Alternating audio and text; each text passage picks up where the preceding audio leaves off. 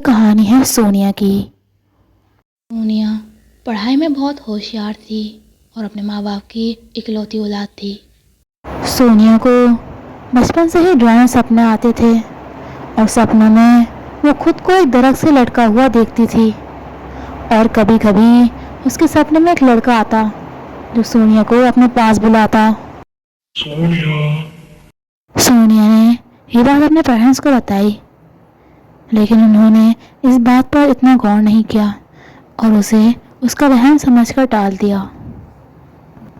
जैसे जैसे सोनिया बड़ी हुई उसे वो सपने भी ज़्यादा आने लगे।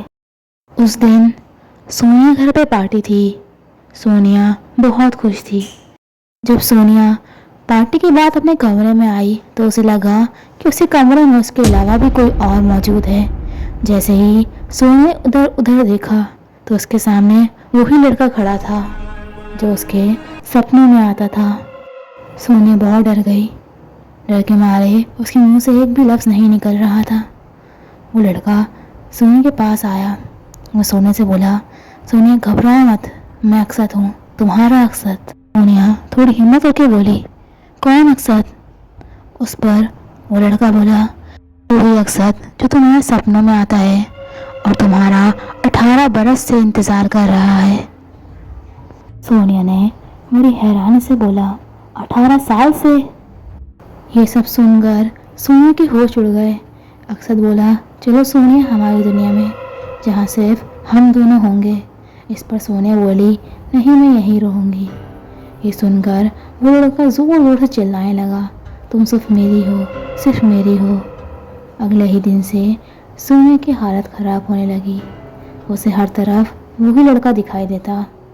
उसकी ये हालत देखकर उसके माँ बाप को समझ में आ गया कि सोनिया के ऊपर किसी आसिफ या जिन का साया है। जैसे जैसे वक्त गुजर रहा था सोनिया की हालत बद से बदतर होती जा रही थी। आसिफ को भगाने के लिए उन्होंने तांत्रिक की मदद ली। जैसे ही तांत्रिक सोनिया कमरे में आया, सोनिया उस पर कमरे में मौजूद सामान फेंकने लगी। तांत्रिक ने बड़ी मुश्किल से सोनिया को काबू करके अपना काम शुरू कर दिया। ये अमल 10 दिन का था। इस अमल के दौरान सोनिया ना कुछ खाया और ना ही कुछ पिया, जिसकी वजह से सोनिया की भूख के मारे मौत हो गई और आखिरकार वो लड़का सोनिया की रूह को लेकर इस दुनिया से चला गया।